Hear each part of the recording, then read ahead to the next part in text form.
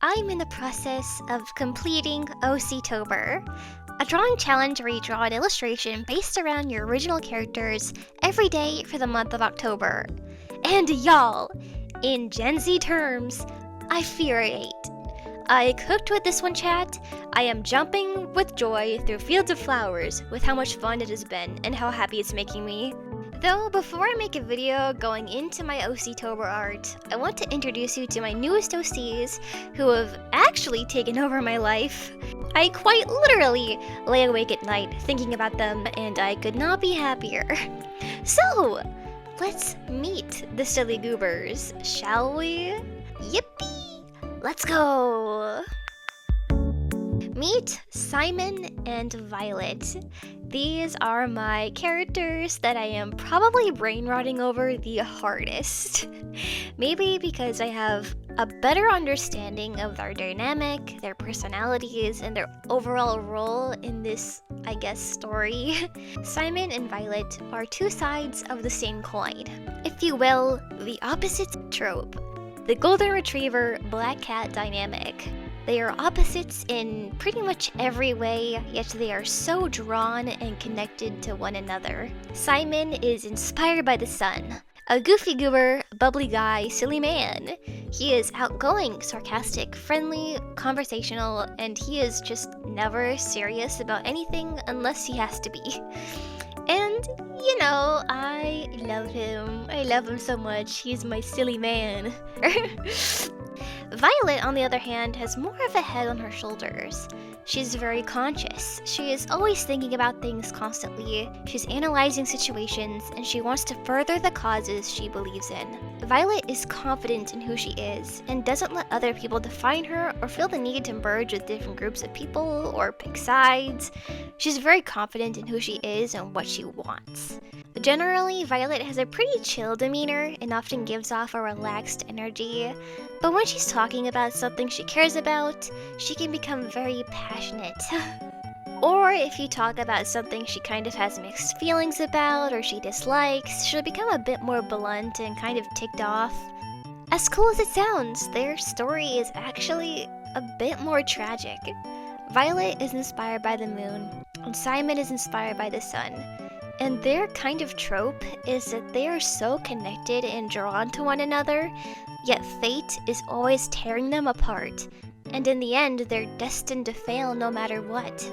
It's so dramatic and so sad, but oh my gosh, I love it so much! The angst potential, the angsty angst, oh my gosh, bro. I'm not quite sure how it'll all be set up yet in the universe, but I'm thinking that because both of them are kind of the personification of the sun and moon, that at the end of the story, they would both sacrifice themselves to presumably save the world or whatever, and they would then become the sun and moon forever, where they could always see each other from a distance, but would never align and be together, and that's kind of their whole trope. But I love it so much, and I can't wait to see them become so, connected and attached to one another to then be torn apart and heartbroken. Oh my gosh, bro, I think I kinda cooked with this one, I'm not gonna lie. I think I kinda cooked here. You're probably thinking though, so, sun and moon, are they a couple by chance? Short answer, no, not currently. When I think of my characters, Marion and Colum are the coupley lovey-dovey ones of my OCs. But when I think of Simon and Violet, I don't know, I just don't think of romance as being the thing that connects them, but rather their destinies and fate, if that makes any sense. I am open to it though. I'm not completely opposed to there being a romance to their relationship. It's just not the first thing that came to my mind when writing them. In fact, they might actually perfectly fit the trope of what might have been Like when they're both dying, one of their final words to the other could be, maybe in another universe we could have done laundry and taxes together. Like, oh my gosh, that actually would be so sad, but so good. Like, that'd be so gut-wrenching and good, and it would fit the story and their characters. Oh my gosh. Okay, I'm kind of cooking with that idea. Kind of cooking, guys.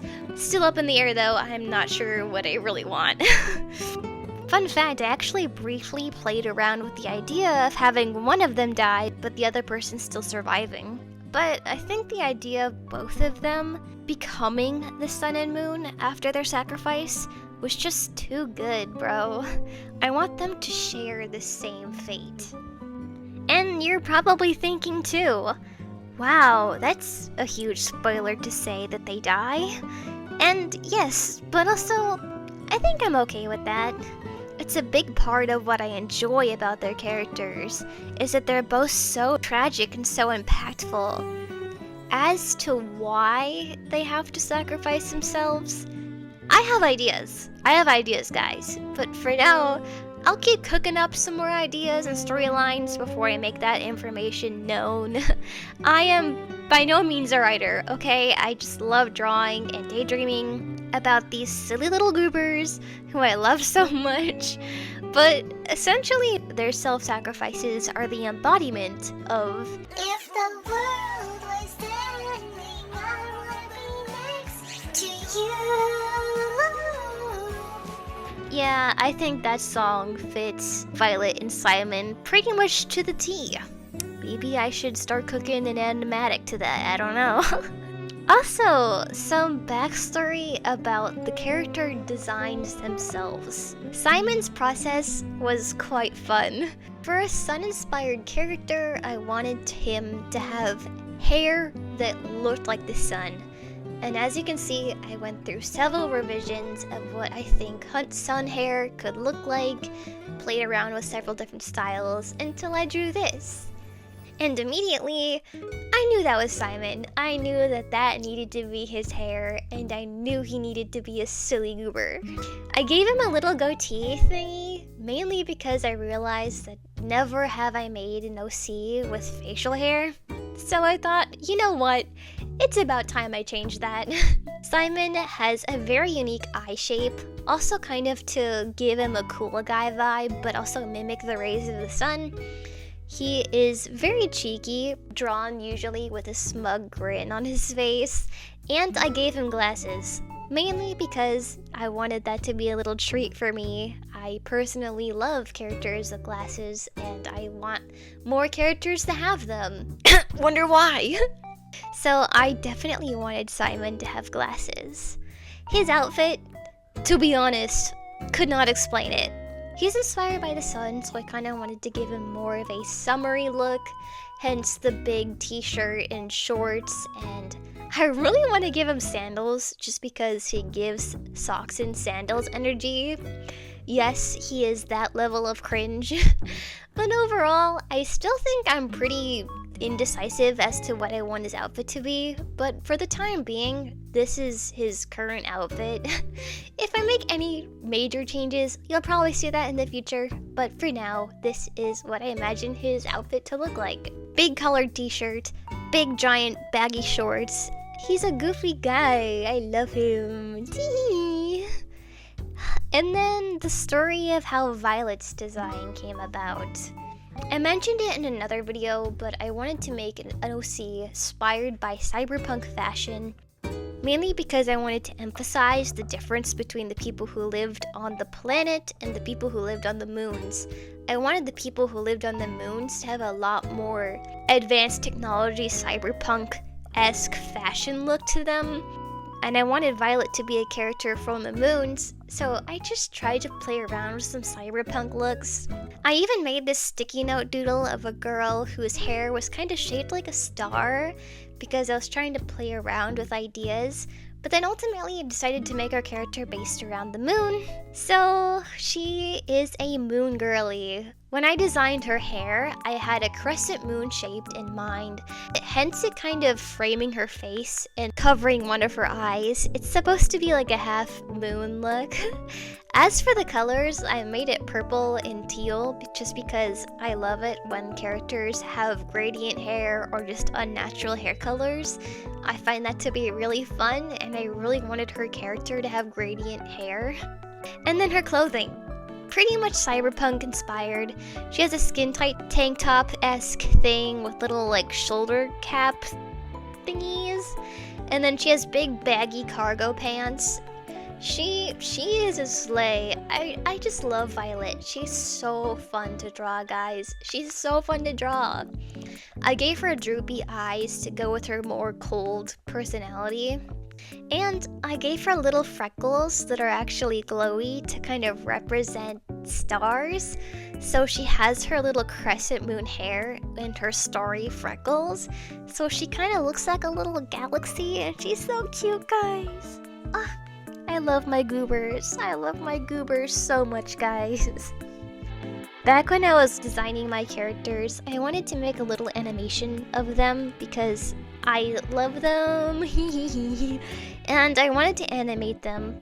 And I remembered this audio from Fantastic Mr. Fox, where it's the classic little, "I like your ears." "Really? Thank you." "Well, I like your spots." Like, you know the scene I'm talking about. But I wanted to make a little animation of the two of them to that audio. And oh my gosh, guys, I love seeing them alive. I love seeing them moving. I love seeing them talk to each other. I love them. I love this animation. I still have yet to finish it as I'm recording this voiceover, but I haven't animated in a long time. And this kind of reignited my love for it, to be honest. I just had so much fun with this animation. I love them. I love animating now. I'm in love with them. Don't know what else to say. So, that's basically Simon and Violet. My newest OCs, and easily my favorite right now, hands down. OC-tober video coming soon, guys. I'll let you know when that video drops, but it'll probably be another few weeks or so, I don't know. But until then, thank you so much for watching. I will see you all in the next video, whenever that is. So until next time, bye-bye, and see you later. Woo! Please draw me fan art of them.